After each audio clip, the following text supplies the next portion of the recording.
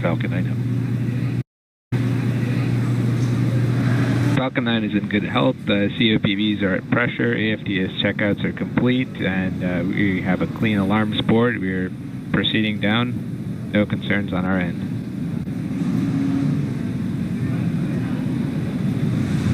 No questions. Back to LD.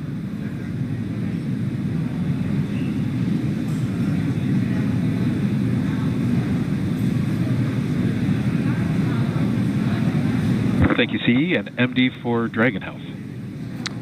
Good morning, LD. Dragon is healthy. We're not tracking any issues here for the countdown. Dragon has completed its prop tank pressurization and is in a good configuration for crew ingress. That's the next item that we'll be waiting for, and no issues at this time. Thank you, MD.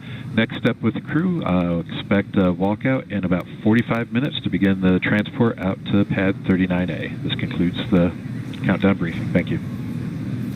John Insparker back with you again at the webcast desk. That was SpaceX Launch Director Mike Taylor giving the situational briefing at T-minus 4 hours. Everything sounded well. You can see the Falcon 9 on the pad. As I mentioned, we static fired last week. The vehicle's been on the pad since then. We did the review of static fire. Everything looked good. Now we are getting ready for the crew ingress coming up, as the launch director said, a little bit later this morning. Now, most recently, activity on the Dragon late load cargo was put on a couple of days ago. Now we're ready for the crew to come out to the pad, down the access arm, and load into the capsule. Now, at the same time, we are also watching the weather. You heard the launch director talk about the weather brief we got 15 minutes ago. The tropical storm has begun moving onshore. That's actually improving conditions, both downrange in emergency splashdown locations if needed for Dragon, as well as at the launch site. We do expect, though, the probability of violating conditions is still 60%. The concerns at liftoff are going to be flight through precipitation, the thick cumulus crowds, and the possibility of violating the lightning rule. But right now, everything is still go. So with everything looking good from Hawthorne, we're going to send you down to Houston, where Gary Jordan is with the flight control team at NASA's Johnson Space Center in the Mission Control Houston. How are the teams looking down there, Gary? Thanks, John, and welcome everyone to Mission Control Houston. Today, I'm joined remotely by NASA astronaut Tom Marshburn. From this room, we've been supporting humans aboard the International Space Station for nearly 20 years, nonstop, every single day. Crews from all over the globe have visited the orbiting station, but it's been almost 9 years since they started their journey into space from American shores. And while the teams here may appear subdued and focused, there's definitely an excitement around the entire center to be returning launch operations to America. Is, and our astronauts are thrilled to be taking a new spacecraft into orbit. This will be the new first for us, flying to space on a commercial vehicle, and the entire astronaut corps will be watching. As with every first flight of a system, there are still things to be learned and proven out, but we believe this crew and this system is ready. You know, many people think of Mission Control when they think of Johnson Space Center, but this center is also home to world-class training facilities and thought leaders in spacecraft development.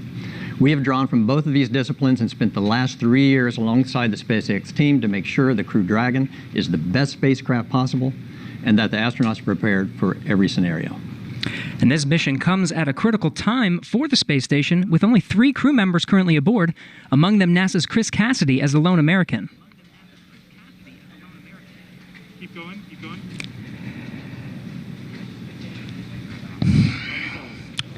Now I'm told we just had the formal handoff of the crew from the NASA team that has supported Hurley and Bacon in their 2-week quarantine over to the SpaceX team that'll get them suited up. There will be a lot of firsts today, including a new suit for the crew to use during launch and entry. The crew quarters at Kennedy Space Center has supported human spaceflight for 5 decades, and now a new chapter is being written. And it's exciting to witness it here today. Tom, thank you so much for joining us. Let's go back to the Kennedy Space Center to watch Suit Up in action as we continue to count down to launch. Leland. Hey, thanks, Gary. Hey, Marie, this is amazing. We're in the suit-up room. I mean, I remember this back in 2009 when I was sitting in Lazy Boys from back in the Apollo era, but they have these really cool new suits and new seats that they're working in here. So Yeah, it's so amazing to see this first live look in the room. There's astronauts Bob Behnken and Doug Hurley sitting in those seats, being helped by the suit technicians. This room was first used for the first Apollo mission, Apollo 7, that they suited up in there in 1968. And there they are, giving a thumbs up. That looks like Doug giving a thumbs up there. Of course, Bob was mission specialist on STS-123 and STS-130. Bob's a native of St. Anne, Missouri, so I'm sure folks in his hometown are watching. Lots of hometown pride going on right now. And same for Doug. He was born in Endicott, New York, which happens to be my hometown too. Oh, wow. Okay. But he considers Apple Lake in his hometown, so I know folks are watching there. And Doug was the pilot on STS-127, STS-135, which was the final shuttle flight. So it's so cool to see them in there, Lauren and Leland. Last time this room was used for this purpose that you see here was STS-135 in 2011, and Doug Hurley was one of the astronauts in there doing that. So this is really amazing to see. Wow. So the suits are actually much more than just garments. They actually connect directly into Dragon seats. As you can see there, those GSC seats, or ground support equipment seats, are essentially replicas of the seats that are inside of the Dragon spacecraft. And the seats provide communications as through an umbilical, but also the ability to pressurize the suit if necessary. So right now what the suit team is doing is they're doing communications checks as well as a pressure check to make sure that the spacesuit can hold pressure in the event of a cabin depressurization emergency. This is the last time that we're going to do this check prior to the crew boarding Dragon, where we'll do it all again. So the way that leak check will work is we will provide or essentially inflate the suit with air and hold that pressure for a few minutes, watch the depressurization rate, and make sure that it stays within bounds. And as we stay looking in the suit up room, you can see Doug Hurley there in the seat. He is the spacecraft commander for Demo 2. And while he continues with checkouts, we want to give you a closer look at the veteran Marine Corps fighter pilot and spaceflight pioneer.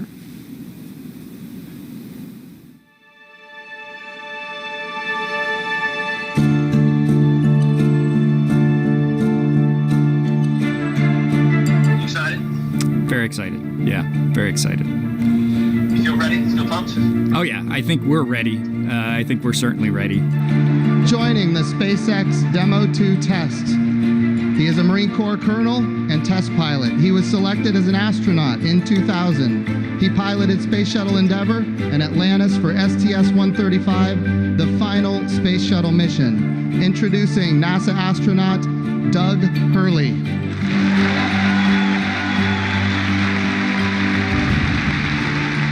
It's a life-changing process in so many ways to fly into space. It's just overwhelming in some respects. Just the sensations, the rumbling, the shaking, the acceleration. When the engine shut off and you go from, in the case of the shuttle, you go from 3 Gs to 0 Gs instantaneously and things start floating. And I remember distinctly just thinking, what just happened? To see a rocket launch in person is, it's a pretty emotional event. I remember the first time I saw a shuttle launch and it was amazing. And then when I saw a shuttle launch with my wife on it, that is quite the emotional experience. My name is Doug Hurley, and I'm the spacecraft commander for the Demo 2 mission to the International Space Station.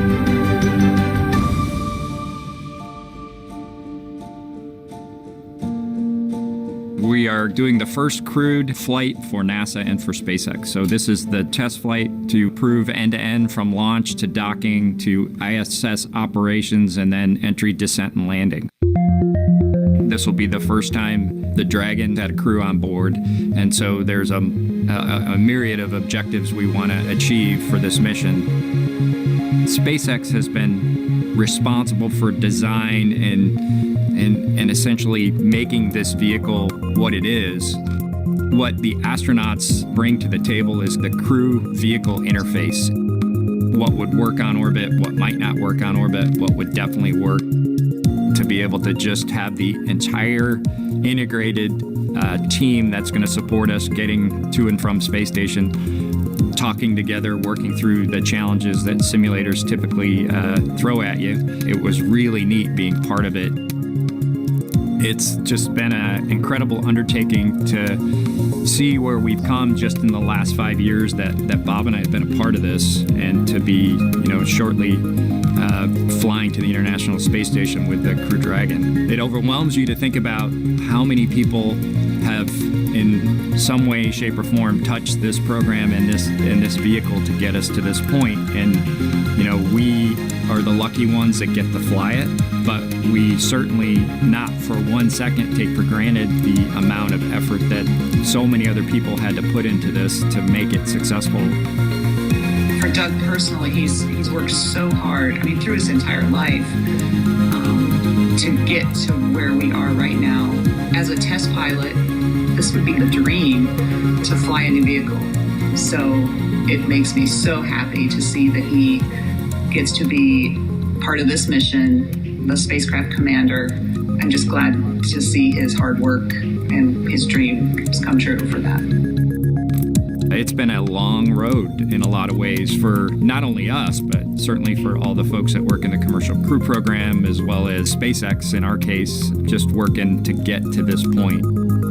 It's been a huge amount of sacrifice and time away from home, but the fruits of our labor are coming to fruition.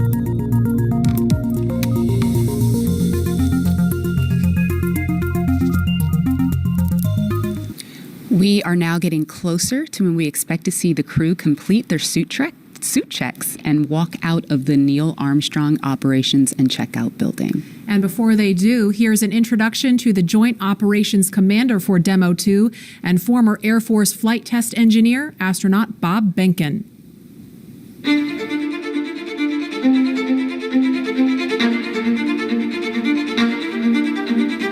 When you go through the launch day preparations, there's a lot of moments that kind of stand out to you. One is the kind of the celebratory piece of it, which is that you're walking out of the suit up room and getting in the vehicle that's going to take you to the launch pad. When you close the hatch, that's really when Doug and I are in the vehicle, and it's our vehicle, and we're really in control of the mission at that point. Test pilots, their task proved that man could fly into orbit around the Earth and return live and well to talk about it. There's always a balance of managing risk as you go forward to execute a test point and figuring out a way to collect the data. We hear a sound. Okay, is that sound an expected sound? Or we see a light, is that light an expected light? What's the source of it? Does it sync up with something else that's going on or not? So trying to dissect all of that in real time in your head is, a lot of things happen like that on launching of a vehicle. From St. Anne, Missouri, he is an Air Force colonel and flight test engineer. He flew aboard Space Shuttle Endeavour twice. Introducing NASA astronaut Bob Behnken.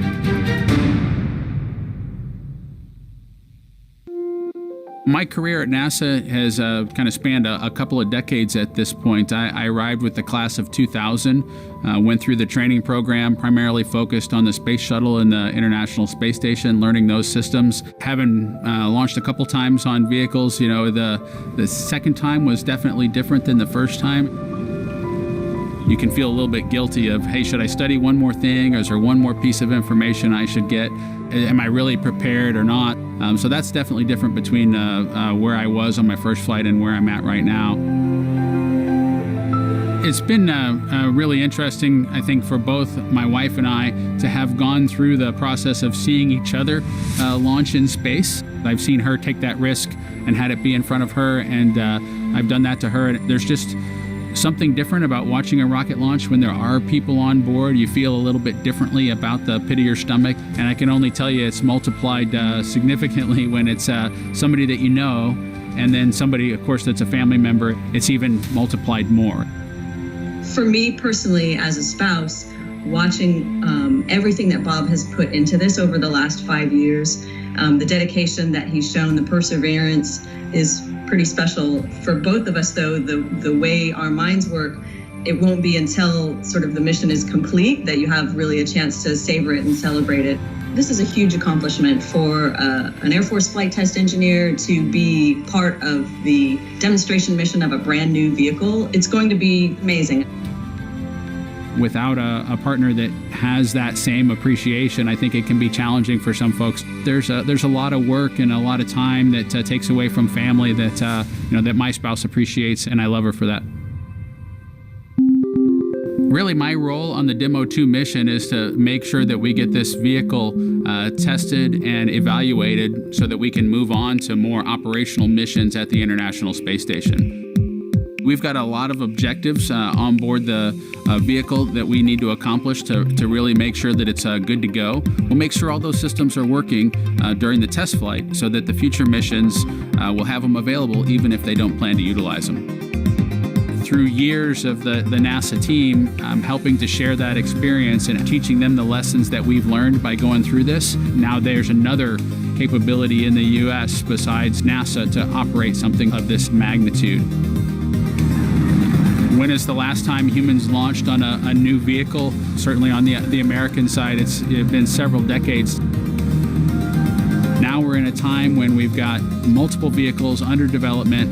It's a great time from a space exploration time frame just to see all that happening, and it's because of this nurturing of the environment, being able to pull in a wider group of people who can contribute towards human spaceflight. It's a super cool time.